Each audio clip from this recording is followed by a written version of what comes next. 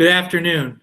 I'm Kevin Brennan with the Notre Dame Alumni Association. Thanks for watching another edition of Catching Up With. Today, we're lucky to have with us a member of the class of 1987 and a successful actor from television and films, William Mapother. William, thanks so much for being here. Thanks for having me, Kevin. William, we're going to get to all your career highlights, but we like to start off at the beginning here on Catching Up With. So where did you grow up? Louisville, Kentucky, about 4.5 hours directly south of South Bend. I drove the breadth of Indiana more times than I can count. And growing up in Louisville, when you were a kid, were you interested in acting from a young age? No, I always loved movies, but I never expected to end up in acting. So you didn't do the school plays in high school or anything like that? No, in grade school we did a performance of Jesus Christ Superstar, and I played Pontius Pilate. But other than that, nothing else in grade school or high school. So how did you end up, when it came time to choose your college, what made you decide to drive up the road to South Bend and attend Notre Dame? Well, I come from one of those Domer families. My dad went, my mom's brother went, and a few years ago I was able to confirm a family legend that my great-great-grandfather went, and the Notre Dame archives are not kidding when they say they keep everything. They sent me a photocopy of a letter that my great-great-grandfather, I think, his brother sent to the university explaining the money was tight, and here was this semester's tuition, but he didn't know if he'd have it for next semester, and I think he attended for 1 year. The tuition back then, this is the late 1800s, $300 a semester. Wow. So your roots really go back far here at Notre Dame. So what did you study while you were on campus? I was an English major. I was supposed to be English and American Studies, and senior year there was a hitch in credits, so I was an English major.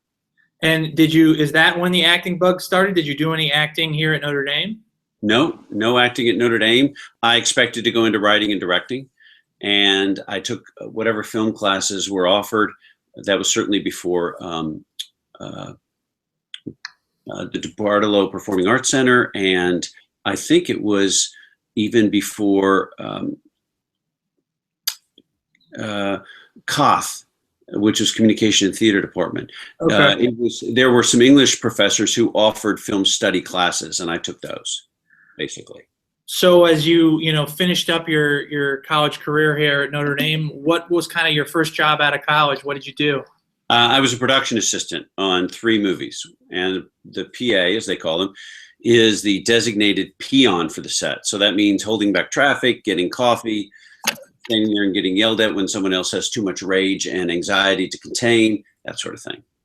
So when you're on sets now and you're one of the stars of a movie, do you have a lot of sympathy and feel kind of connected to those PAs?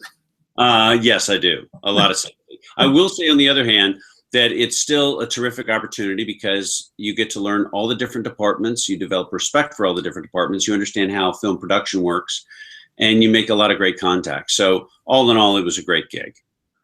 I think I also read you taught high school for a few years in Los Angeles. What was that like?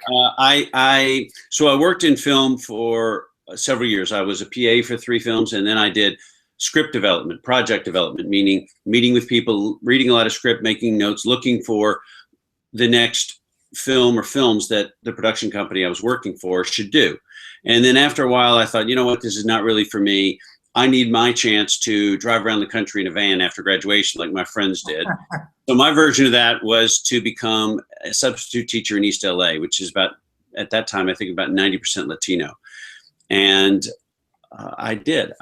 For 3 years, I was a substitute teacher in East LA, including a couple stints for longer periods of time, not just a day or a few days, but up to a month. And I did that for 3 years and learned a lot, probably more than the students did.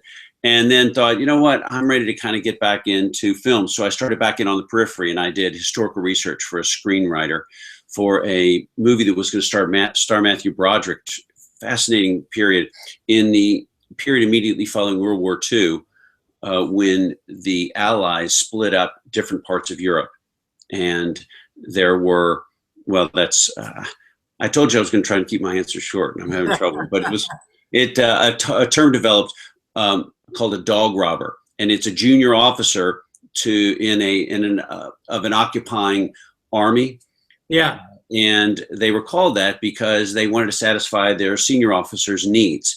And this is either during war, immediately after war, when a lot of the luxuries are not available and they have to use the black market and things. And so they were called dog robbers because it was said that they were so dedicated to their senior officers' needs that they would even rob a dog to get them what they need. There's a terrific movie, if there are any film buffs watching this, in the early 60s with James Garner called The Americanization of Emily, by a famous screenwriter, black comedy, very, very good.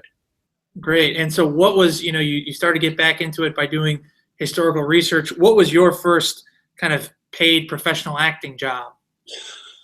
Well, I was a PA on Born on the 4th of July, and I went through some of the training that the actors did, and I came out of it, and we were in the Philippines, and I came out of it, and Oliver Stone saw me, and he said, "You look like a damn Marine who's just been through the ringer." That's not exactly what he said, but it's it up.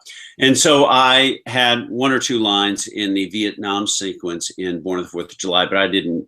Even at that point, I wasn't considering acting as a career. And then after I did historical research, I moved to New York for a little bit, directed a play, and took some acting classes and found them far more fun and intellectually challenging than I expected. Went back to LA, did some improv, wasn't really for me. Then went for a full 2-year acting school, full on, and really fell in love with it. And so my first acting gig, after having decided to give acting a real try, was a wonderful movie called Without Limits. Robert Towne wrote and directed, Billy Crudup and Donald Sutherland. Terrific, terrific movie, Without Limits. And so what was it like, describe what the experience is like being kind of a young actor trying to make your way in Hollywood? Intimidating.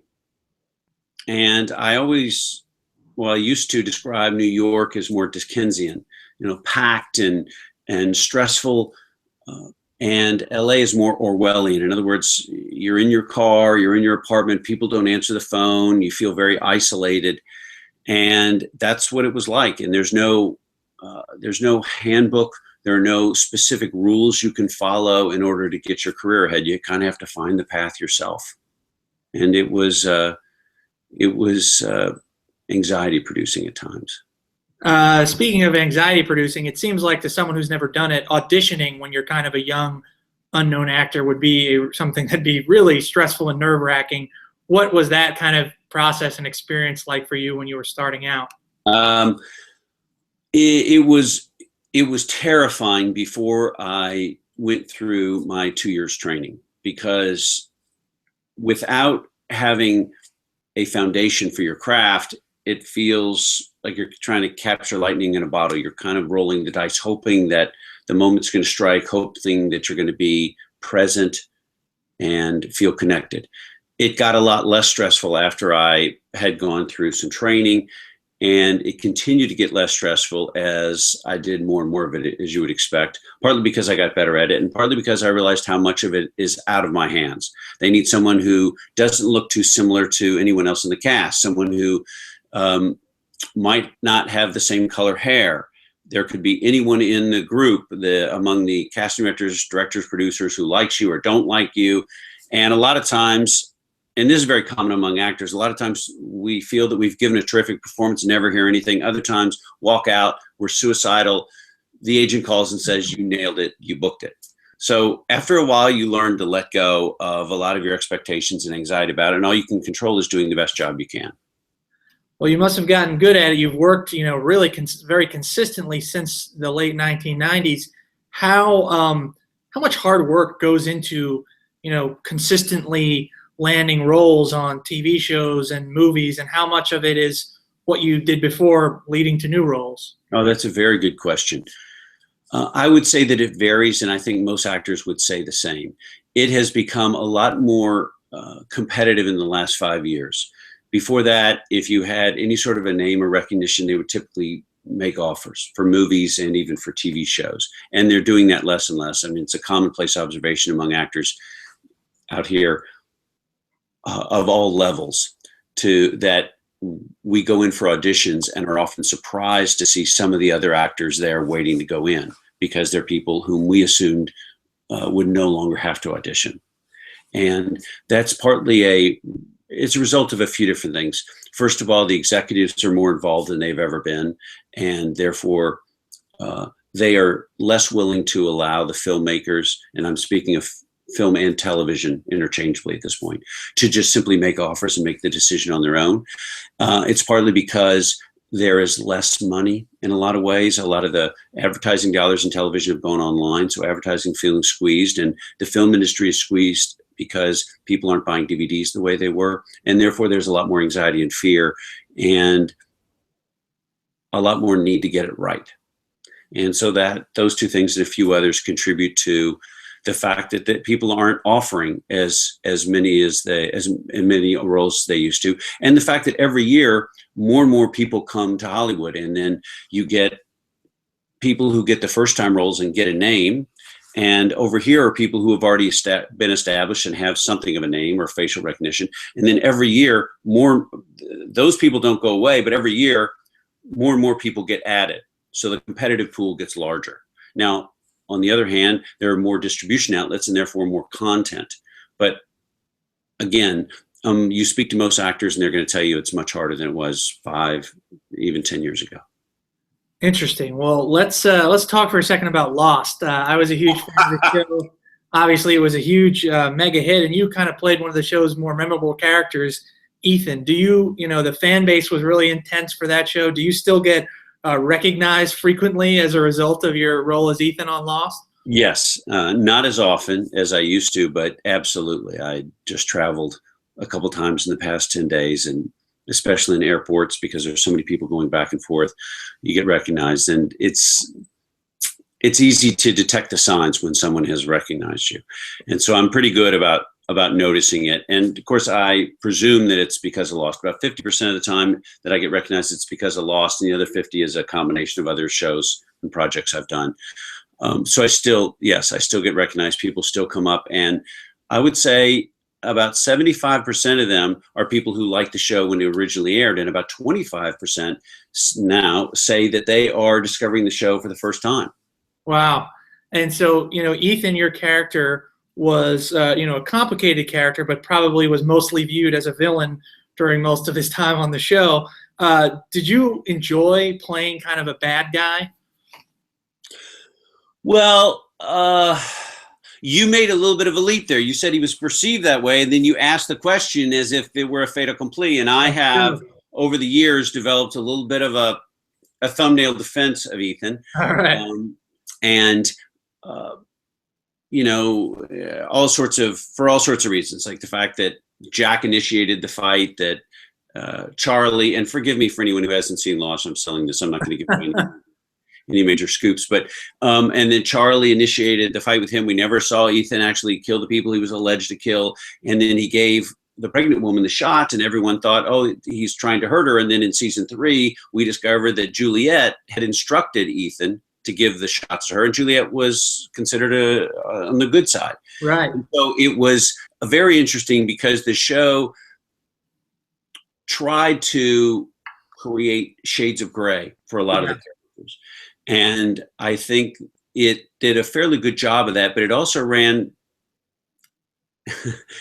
up against the viewers and humans'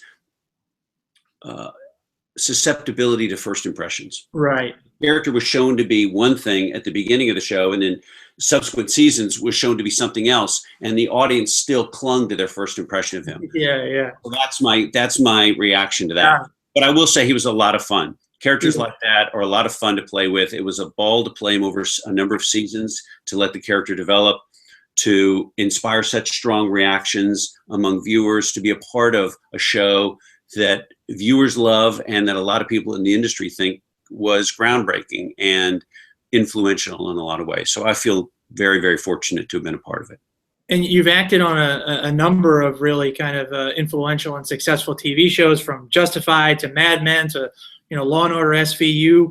What's been kind of your favorite show or your favorite role to work on in your television work? Well, I have trouble with favorite questions in general. All right. And you can imagine I've gotten this one before. And I genuinely feel fortunate to have every job I've had, because it is difficult. I haven't worked in months now, and that's not uncommon. So I feel grateful for every job I've had. And shows can be, and roles can be, favorites for different reasons. I love the character, I love the show, I love the location. I made some great friends on it. It helped pay my expenses for several months. But I have special place in my heart for certainly Lost. The three shows that I think helped my career the most. The second was Lost. The first was In the Bedroom. Sure. Very small indie in the year, came out in 2001 with Sissy Spacek, Tom Wilkinson, and Marissa Tomei. Got 5 Oscar nominations. I played Marissa's estranged husband. In the Bedroom, terrific movie. And that started my career. Lost took it up to another level, extended it. And then a few years ago, I did another movie, even an even smaller independent film that fortunately got into Sundance, got picked up, called Another Earth. Really interesting sci-fi relationship movie, Another Earth. So those three, I have a lot of affection for. You've worked with some legendary film directors. From Oliver Stone, who I think you mentioned earlier, to Paul Thomas Anderson. What's it like, kind of, when you're going into a movie to work on with such a influential filmmaker? Is it kind of intimidating, and what are you able to learn and take away to future roles? Well, it varies. All those people are I'll take the two that you mentioned, and I've been lucky enough to work with Steven Spielberg and Cameron Crowe and Todd Field, who did In the Bedroom, a number of different directors. And they're as different as your friends and your classmates. So Oliver Stone I knew him 20 years ago when I had a small role and I was a PA on board of the 4th of July. And then I worked with him on World Trade Center as an actor. I think that was 5-7 years ago, something like that. And he's a lot less intense now, but he was pretty intense to begin with. He's very smart. He is very demanding, and between takes, he'd come up and offer 5, 7, 8 pieces of direction, several external pieces. Maybe don't start this line until you cross this point. Several internal pieces about what the character might be feeling, reminding the actor of what had occurred the moment before. So there's a sense of verisimilitude, a continuity of that. Paul Thomas Anderson is absolutely passionate about what he's doing. When I auditioned for Magnolia, I was reading just with the casting director, and he pulled a chair up to the side, and he jumped up on the chair with his feet and squatted down like a little boy and was just watching. And I finished, and he had the biggest smile on his face. He said, I could do this all day long. He absolutely loves what he's doing. And he offered fewer pieces, but very, very specific pieces of direction between takes. So sometimes it's intimidating, and at those times you have to do exactly what you do in an audition, which is just focus on what you can control and what your responsibility is. And that's a way to try and keep all those other unhelpful thoughts out of your head. That's fascinating. How do you prepare, when you've been cast in a project and you're going to start working on it soon? How do you prepare for your roles? I'm a little bit protective about talking about the specific process. I will say that it varies according to the role. I usually do it by starting from the inside out, but I certainly have had roles in which I experimented with different looks, wardrobe, hair, and then at a certain moment I look in the mirror and I think that feels right. That feels like I'm looking someone other than myself.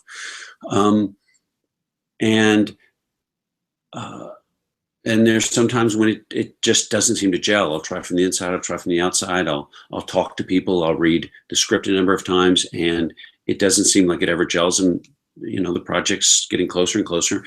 Day one starts and I feel like I'm not there, and then sometimes that's happened and I don't think it ever arrived, and other times I feel like I'm not there, and at a certain point during the process it seems to arrive. It's a mysterious process. Interesting. In addition to your acting work, you founded a film financing company called Slated. What is Slated all about, and what inspired you to launch it? Slated is the first film finance marketplace. So in short, we connect independent filmmakers and investors around the world. We have also, in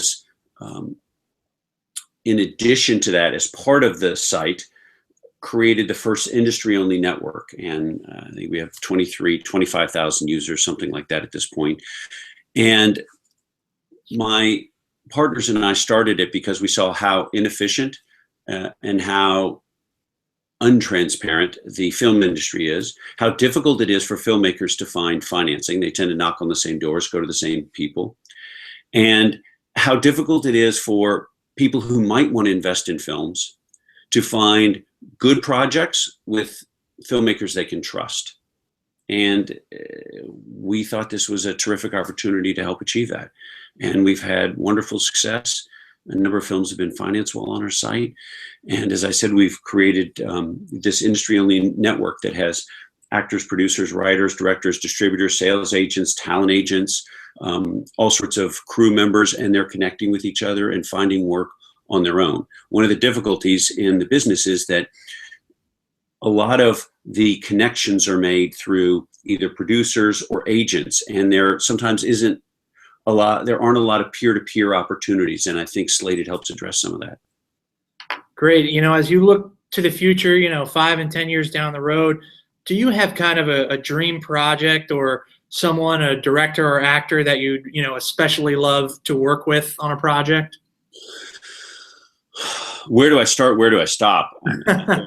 There really are so many actors and directors. I have a lot of ambitions for my future, a lot of dreams. I'm also a bit of a nerd. I do angel investing. I invest in startup companies. I'm leading a bridge round for a tech startup right now. So one of my dreams would be to find a couple other companies that I really believe in to help build and that may be involved in media, film, storytelling of some sort, certainly tech. And in terms of film, I also write. So I'd love to see a couple of my works produced. I'd love to direct one or two. And in terms of the other filmmakers I'd like to work with, I think my list is probably similar to a lot of people's. Obviously, you have Scorsese up there. Everybody's going to mention Scorsese. I'd love to work with Paul Thomas Anderson again. The actors, Johnny Depp. He's just fantastic. Mm-hmm. Johnny Depp, John Malkovich, Robert Duvall, Meryl Streep, the Kates, Blanchett, and Winslet. I mean, they're just. The list is long. Well, it's a good list. What advice do you have? If there are any young folks, maybe Notre Dame students or recent grads who are interested in, kind of following your footsteps, becoming an actor or an actress, what advice would you have for young people just starting out in that career?